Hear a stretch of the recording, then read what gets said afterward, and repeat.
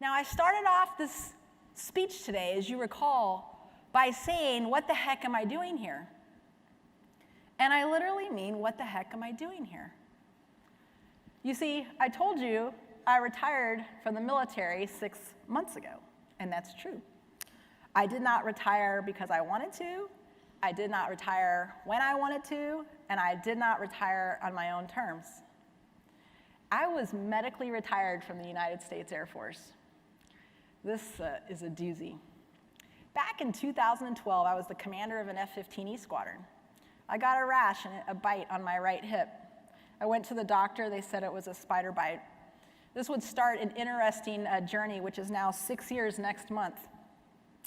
Long story short, I would have a massive neurological decline from 2012 to 2016 that the doctors couldn't figure out.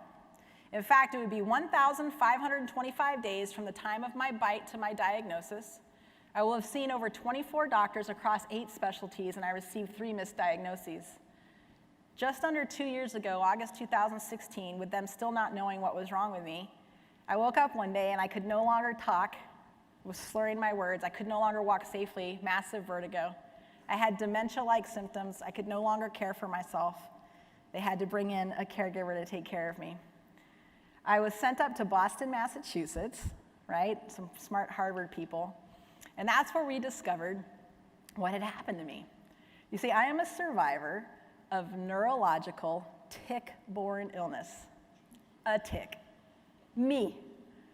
That whole career, my entire dream, everything I'd worked towards since I was 5 years old, 20-something years of wearing my nation's uniform came to an end 6 months ago because of a tick. You gotta be kidding me.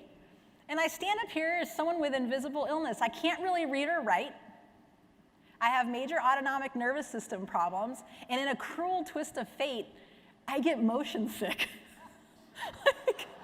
I'm thinking to myself, on the airliners, I always know where the barf bags are now. I'm like, you've got to be kidding me. But I gotta tell you something.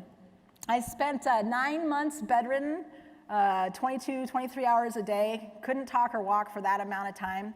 I'd spent another year housebound, doing therapy like vestibular rehab, etc.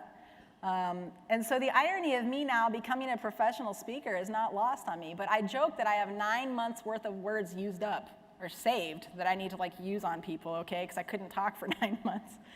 But I'm here to tell you that I honestly think that this change in my life, this being broken thing, was the most amazing thing that could have ever happened to me. It was the greatest gift I've ever been given. We talk a lot about resilience, and resilience is cool, and resilience is important, but that's not what I'm going through. And that's not what a lot of people in the audience who have similar stories are going through.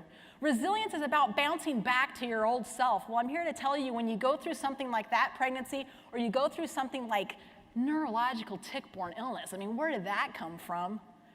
You're not the same. You come out completely different. It's a crucible experience. Your old self ceases to exist. This isn't about resilience. This is about resurgence. This is my resurgence.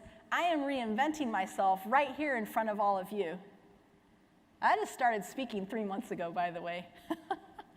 Reinventing myself right here in front of you. So being broken isn't something that you need to shy away from. Being broken is a part of the human condition. Being broken is something I think that is absolutely beautiful. I look at people differently. I look at life differently. My level of compassion is much higher. When you find yourself in a position like this, don't waste energy on things you can't control. Yield to overcome, and think about the difference between resilience and resurgence. So today I've taken you on a little bit of a journey.